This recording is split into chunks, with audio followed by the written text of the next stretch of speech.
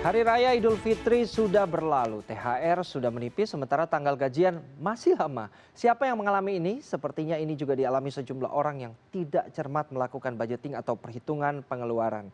Tapi jika sudah terlanjur terjadi, kira-kira kita bisa apa untuk menyiasatinya? Berikut tipsnya untuk Anda.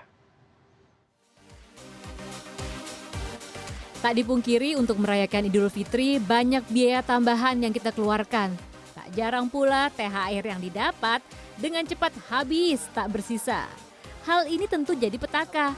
Kala keuangan berantakan, sementara lebaran berlangsung di pertengahan bulan dan tanggal gajian masih cukup lama.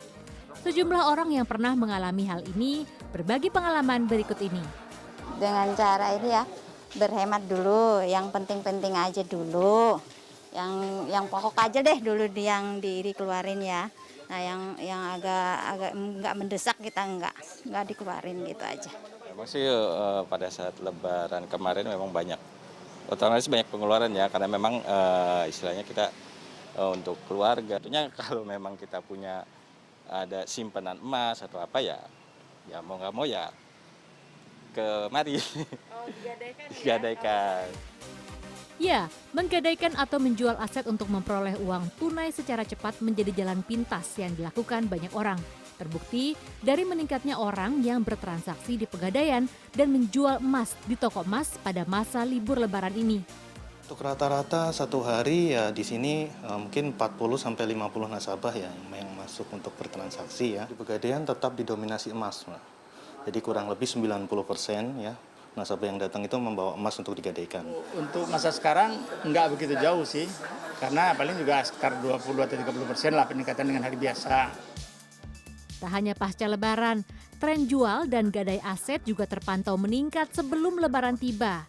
Emas menjadi aset yang paling banyak dijual dan digadai karena prosesnya lebih singkat ketimbang barang berharga lainnya seperti elektronik.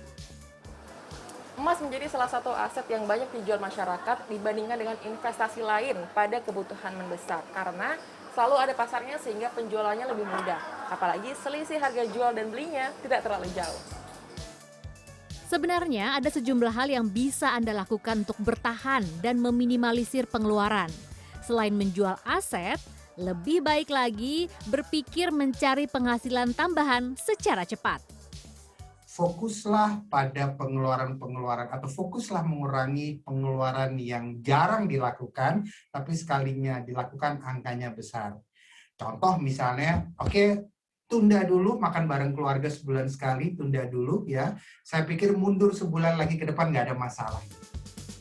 Untuk bisa mendapatkan penghasilan tambahan, ada sejumlah hal yang bisa Anda lakukan.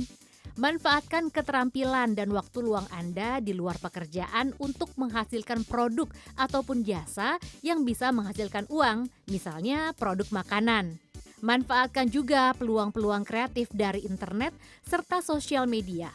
Tapi waspada penipuan ya. Dan sebelum terjebak dalam kondisi darurat di waktu mendatang, mulailah untuk rajin menata keuangan serta pengeluaran sehingga Anda tidak perlu lagi kehabisan uang sebelum gajian tiba. Putih Fanfudi, Imam Muhairib, Jakarta.